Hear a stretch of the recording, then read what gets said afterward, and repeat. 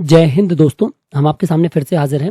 जैसे कि बहुत दिनों से एक इम्पॉर्टेंट टॉपिक पे चर्चा चल रही थी और काफ़ी सारे लोग कह रहे थे इस पे कोई वीडियो नहीं आ रहा है। तो हम थोड़ा-सा अपने व्यक्तिगत कारणों से व्यस्त चल रहे थे, अभी भी व्यस्त ही हैं, मगर हमने कहा इसको समय निकाल कर थोड़ा-सा आपको इस विषय में एक वीडियो बना ही दें, जिससे आपको थोड़ा-सा आसानी हो। अभी हम सिर्फ इंट्रोडक्टरी वीडियो बना रहे हैं और 1-2 दिन के अंदर वो कोशिश करेंगे आज कल में ही आपको जो मेन वीडियो जो आप चाह रहे हैं वो हम दे दें, ठीक है? तो जो हमारा वीडियो है वो है जनगणना से संबंधित, यानी कि भारत की जनगणना 2027, जनगणना से जन कल्याण, ठीक है? तो ये 2 चरण में होना है, सभी को पता है। अप्रैल से सितंबर तक मकान का सूचीकरण होना है, मकानों की गणना होना है, राष्ट्रीय जनसंख्या है, फिर राष्ट्रीय जनसंख्या रजिस्टर जो होता है ना, नेशनल पॉपुलेशन रजिस्टर, वो तैयार होना है, अपडेट करना है इसमें। इसके बाद जो दूसरा चरण है वो अगले साल होगा, जिसमें जनसंख्या की गणना है। 2027 के अंत तक सारे आंकड़े जिसमें जारी हो जाएंगे, है ना? और इसी के तहत स्वगणना भी है, सेल्फ एनुमरेशन, जो कि 17 अप्रैल 2026 से 1 मई 2026 के बीच में होनी है। और फिर घर घर जाकर जो सर्वेक्षण है वो 2 मई 2026 से 31 मई 2026 तक होना। मतलब अलग अलग जिलों में अलग अलग डेट्स भी हैं, ये हम आपको एक रफ डेट बता रहे हैं। अलग अलग स्टेट्स में अलग अलग डेट्स भी हैं इसकी। हम बेसिक सी बात करते हैं जनगणना के बारे में। तो भारत की जनगणना जो है, या सेंसस ऑफ इंडिया जो है, इसमें एक राष्ट्रीय स्तर का एक महत्वपूर्ण कार्य, सबसे इम्पोर्टेंट काम है जनगणना, क्योंकि जनगणना के बेसिस पे ही सारी योजनाएं, सारी स्कीम्स, सारे जो भी रजिस्टर्स है वो तैयार होते हैं। इकोनॉमिक रजिस्टर, सोशल रजिस्टर, आपका जो फाइनेंशियल रजिस्टर्स हैं, ठीक है, सारी पॉलिसीज़ हैं वो इससे तय होती हैं। और ये हर 10 ईयर में होती है यूजुअली। और इसके आधार पे सामाजिक, आर्थिक व आवासीय जानकारी एकत्रित की जाती है और ये सेंट्रल गवर्नमेंट द्वारा करवाया जाता है। अब इसका जनगणना क्या है? तो बेसिकली जनगणना मतलब कि काउंटिंग, जन की गणना यानी लोगों की गणना। लोगों की गणना के साथ साथ इसमें 3 चीज़ें काउंट की जाती हैं बेसिक में। पहली तो व्यक्ति यानी कि पॉपुलेशन, दूसरा उसका हाउस होल्ड यानी कि परिवार, तीसरा उसकी हाउसिंग यानी कि मकान, ठीक है? तो ये चीज़ें इसमें शामिल हैं। इसमें आप देख सकते हैं, इसमें पहले चरण में इस बार नागरिकों को जो है सेल्फ एन्यूमरेशन का काम भी दिया गया।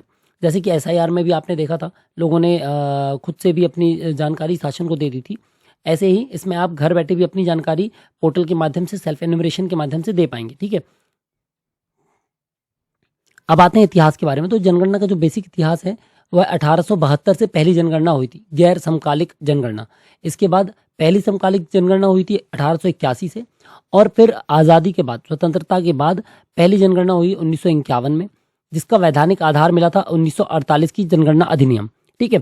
फिर इसकी आयोजक जो संस्था होती है वो होती गृह मंत्रालय, जिसके अंतर्गत जो रजिस्ट्रार जनरल और जनगणना आयुक्त कार्यालय है वो इसकी जनगणना करते हैं। पिछली पूर्ण जनगणना हुई है 2011 में, जिसमें जनसंख्या मिली थी लगभग 121 करोड़, है ना? ये जो अप्रॉक्सीमेट का साइन है ये 121 करोड़, यानी कि 1 अरब 21 करोड़ के आसपास जनसंख्या हमारी मिली थी। 2021 में पुराने रजिस्टर्स के, पुराने ही कल्याणकारी योजनाओं के तहत उन्हीं आंकड़ों को स्थायी कर दिया गया था, ठीक है? पर वो फिक्स जनगणना नहीं थी। तो अब जो जनगणना है और ये 2027 में जो आगामी जनगणना है जिसमें कार्य चल रहा है। इंडिया की पॉपुलेशन आप देख सकते हैं 1901 में जो थी वो लगभग 23 करोड़ थी, और 2011 में जो लास्ट जनगणना थी वो 121 करोड़ के आसपास थी, ठीक है? अब इसका उद्देश्य क्या है? तो देश की सही स्थिति जानना, जनसंख्या के आंकड़े प्राप्त करना, प्रशासनिक इकाइयों की जानकारी तय करना, विकास योजनाओं के लिए डेटा तैयार करना, सामाजिक आर्थिक स्थिति का विश्लेषण करना, ठीक है? इसके माध्यम से जो देशवासी हैं उनके जो विभिन्न कल्याणकारी योजनाएं हैं उन सभी के लिए डेटा तैयार करना। फिर आते हैं हमारी प्रशासनिक इकाइयाँ, जिसकी हमने अभी बात की इसके जस्ट पहले वाले पॉइंट पे। क्या बात की हमने? इकाइयों के बारे में। तो सबसे छोटी इकाई ग्रामीण इकाई है विलेज, शहरी इकाई नगर या वार्ड, और जो सबसे छोटी इकाई है जिसको हम HLB कहते हैं, मकान सूचीकरण ब्लॉक कहते हैं, ठीक है? वो कहते हैं हाउस लिस्टिंग ब्लॉक। फिर 2 चरण में ये प्रक्रिया होनी है, अलग अलग जगह पे अलग अलग चरण है इसके। अप्रैल से सितंबर तक घरों की और सुविधाओं की जानकारी। चरण 2 में फरवरी 2027 में जनसंख्या की गणना, ठीक है? जाति गणना है ये।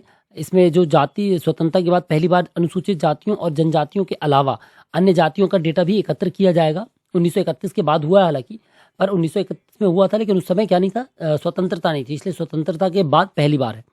फिर तकनीकी नवाचार है, क्योंकि इसमें GPS एकीकरण, geo tagging, real time monitoring के लिए CMMS पोर्टल और डेटा सुरक्षा पर जोर दिया गया DPDP एक्ट के तहत, ठीक है। फिर स्वगणना का विकल्प है, यानी कि आप अपनी गणना खुद कर सकते हैं, अपना डेटा खुद भर सकते हैं एनपीआर रजिस्टर में। व्यापक कवरेज, यानी कि लगभग इसमें 35 लाख फील्ड कर्मचारी बनाए गए हैं, नियुक्त किए गए हैं, जिनको प्रशिक्षण दिया गया है या दिया जाएगा, जो ये काम पूरा करेंगे। इसका बजट लगभग 11,718 करोड़ रुपए स्वीकृत हुआ है। फिर एचएलबी, यानी कि मकान सूचीकरण ब्लॉक है। सबसे इंपॉर्टेंट, सबसे प्राथमिक कार्य है ये, क्योंकि इसी के बाद बाकी का कार्य निर्धारित होना है। तो सबसे इंपॉर्टेंट काम यही है ना। इसलिए इसको हम समझ लें। इसके बारे में हम अगला वीडियो डिटेल बनाएंगे, ताकि कैसे करना है, क्या करना, वो हम आपको बता सकें। यह जनगणना की सबसे छोटी इकाई है। एक प्रगणन को दिया गया क्षेत्र है ना। इस प्रगणना को जो है, एन्यूमरेटर जो है, वो इस पर्टिकुलर एरिया पे ही काम करेगा। तो ये ब्लॉक है। इसमें सभी भवन, सभी परिवार शामिल होंगे, और एक ब्लॉक में लगभग 700 से 800 सामान्य रूप से जनसंख्या होगी। ठीक है, यानी एक ब्लॉक में, एचएलबी के एक ब्लॉक में लगभग 700 से 800 की जो आपकी वो मिलेगी, क्या जनसंख्या मिलेगी। ठीक है। फिर इसका महत्व क्या है, तो पूरा क्षेत्र कवर हो सके, कोई घर छूटे नहीं, किसी में डुप्लीकेसी ना हो, और काम का संतुलन यानी बैलेंस बना रहे। ऐसा ना हो किसी के ऊपर वर्कलोड ज़्यादा आ जाए, किसी के ऊपर कम। इसीलिए फिर इसमें जो भवन है, भवन की परिभाषा है 4 दीवार और एक छत, यानी 4 दीवार के ऊपर जो छत है वो इसका बेसिक परिभाषा है भवन की। ठीक है। इसमें उपयोग जो होगा उस भवन का आवास के लिए हो सकता है, दुकान के लिए हो सकता है, ऑफिस के लिए हो सकता है, या अन्य उपयोग भी हो सकते हैं। ठीक है, खाली भी हो सकता है। तो भवन उसमें कितने काउंट होंगे वो इसमें निकल आएगा कि कितने भवन थे। जैसे कि एक ब्लॉक में 10 भवन है, 10 में से 4 में मकान थे, 4 में लोग रह रहे थे, 3 में दुकान थी, 2 खाली डले हुए थे। ठीक है, एक अंडर कंस्ट्रक्शन, ऐसे तरीके से। और जनगणना का जो मकान है वो क्या कहलाएगा, वो कहलाएगा भवन या उसका हिस्सा जिसमें कि अलग प्रवेश द्वार अलग हों, मतलब जिसमें अलग अलग प्रवेश द्वार होंगे वो अलग अलग मकान कहलाएंगे। ठीक है। प्रकार इसमें भी आवासी या गैर आवासी, यानी कि या तो रहने के लिए रेसिडेंशियल है या नॉन रेसिडेंशियल है। ठीक है। इसके लिए शुभांकर बनाए गए, 2 शुभांकर बनाए गए, प्रगति और विकास। प्रगति यानी कि महिला प्रगणक, और विकास यानी कि पुरुष प्रगणक। ठीक है। समान भागीदारी, हितैषी जन राजदूत, विकसित भारत 2047, और जो सहवासी भागीदारी है, हितैषी भागीदारी जिसकी हमने बात की वो है। ठीक है। 2 इसके अंतर्गत मुख्य बनाए गए हैं, प्रगति यानी कि महिला प्रगणक, और विकास यानी कि पुरुष प्रगणक। इसका जो अनावरण है वो हमारे जो अमित शाह जी हैं, इन्होंने किया था, केंद्रीय गृह और सहकारिता मंत्री जी हैं। जनगणना परिवार, यानी कि इसमें इसके तहत यह देखा जाएगा कि साथ रहने वाले लोग कितने हैं या कौन कौन है, और या फिर एक ही रसोई से खाना कितने लोगों का बन रहा है, वो इसमें कहलाएगा परिवार। फिर परिवार के प्रकार 3 प्रकार बताए गए हैं। एक सामान्य परिवार, ये देखिए एक परिवार है नॉर्मली जिसको हम न्यूक्लियर फैमिली कहते हैं आज के समय पर, सामान्य परिवार। ठीक है, अपना खाना बना रहे, 4 लोग हैं, पति पत्नी बच्चे या माता पिता। इसके अलावा आता है एक संस्थागत परिवार। संस्थागत परिवार यानी कि इस तरीके के जो परिवार हैं, जैसे कि हॉस्टल्स बना दिए गए, इंस्टीट्यूशंस बना दिए गए, जहाँ पर एक कॉलोनी में काफ़ी सारे लोग रह रहे हैं, प्रॉपर परिवार है ना। तो इसका हिसाब से जो ऑर्गेनाइज्ड जिसको फैमिली काउंट किया है। फिर बेघर परिवार, जिनके घर नहीं है। ठीक है, भारत की जनगणना के बारे में एक बेसिक से पैम्पलेट्स हैं, डिज़ाइंस हैं, ये देख सकते हैं आप, इस तरीके के गवर्नमेंट द्वारा जारी किए गए अलग अलग गवर्नमेंट के। परिवार का मुखिया कौन होगा, तो जो परिवार के निर्णय लेता है, जो भी व्यक्ति डिसीजन मेकिंग करेगा घर में, वह परिवार का मुखिया कहलाएगा। वह पुरुष या महिला कोई भी हो सकता है। फिर भवन की नंबरिंग, तो प्रत्येक भवन को नंबर देना, एक नंबर प्रत्येक भवन को देना अलग से। ठीक है, क्रमवार यानी कि सीरियल वाइज नंबर देना है, और दरवाजे पर लिखना है। ठीक है, ये दरवाजे के बाहर ये देखिए बगल से लिख सकते हैं या ऐसे लिख सकते हैं आप। ये देखिए लिख रहा है वार्ड 16 ब्लॉक 1, और जो इसका ये है मकान नंबर ये 10 दे दिया। ठीक है, उत्तर पश्चिम से हम शुरू करेंगे मकान का नंबर देना, और क्रम में आगे बढ़ेंगे, और सभी भवन शामिल करने हैं इसमें। ये देखिए चित्र 1 में भवन ये इस प्रकार का दिया हो सकता है, इस तरीके के भवन जो हम बता रहे थे, या फिर ये 1 2 3 इस तरीके से सीरियल वाइज देना है। ठीक है, नंबरिंग के नियम है 1 2 3। ठीक है, अपार्टमेंट है तो इस तरीके से देखिए हमने ये यहाँ से नीचे से देना शुरू किया, 1 2 3 4 5 6 जिगजैग चल रहा है। ठीक है, ये या फिर ऐसे चलेंगे, ये ऐसे ऊपर से नीचे अलग अलग प्रकार से दिया हुआ है इसमें, ये जिगजैग। ठीक है, तो इसके हिसाब से नंबरिंग के नियम दिए हुए हैं। फिर आता है इसका लेआउट मैप। तो प्रत्येक एचएलबी का एक नक्शा बनेगा बाउंड्री के साथ, वो हम आपको अगले वीडियो में बता देंगे। इसमें दिखाया जाएगा कि कितने भवन हैं, सड़कें हैं, लैंडमार्क है, सबके बारे में डिटेल दी होगी। ठीक है, और इसका उद्देश्य ये है कि इसमें पूरा क्षेत्र कवर हो, कोई भवन छूटे नहीं, और कोई भी ओवरलैपिंग ना हो। इस तरीके का ये बनेगा हमारा ब्लॉक। ठीक है, ये देखिए ये बनेगा ब्लॉक। अब इसको कैसे बनाना है इसको हम बता देंगे आपको, गूगल अर्थ की मदद से कैसे आसानी से आप बना सकते हैं। ठीक है, इसके बाद ये ऐप है, HLO ऐप है, इसमें ये भरना है। तो ये देखिए इसमें ये कोडिंग दी हुई है, ये पीडीएफ जो है शासन की, ये पीडीएफ के हिसाब से अपन इसको भर सकते हैं, है ना। इस तरीके की पीडीएफ है हमारी, सभी लोगों के पास ये पीडीएफ होगी, लगभग सभी जिलों में ये पीडीएफ मिल गई है, या जिसको पीडीएफ चाहिए होगी तो हम कोशिश करेंगे इसको डिस्क्रिप्शन में गूगल ड्राइव में डाल देंगे, है ना। इसमें दिया हुआ ऐप में कैसे काम करना है, क्या करना है, ये देखिए, ये इसका पूरा डिटेल दी हुई है। फिर प्रगणक की भूमिका क्या है, जो प्रगणक है हमारे प्रगति और विकास, इनकी भूमिका है कि घर घर जाकर इनको जानकारी लेना है, फिर भवनों को नंबर देना है, डेटा ऐप में उस जानकारी को भरना है और क्षेत्र का सर्वे करना है।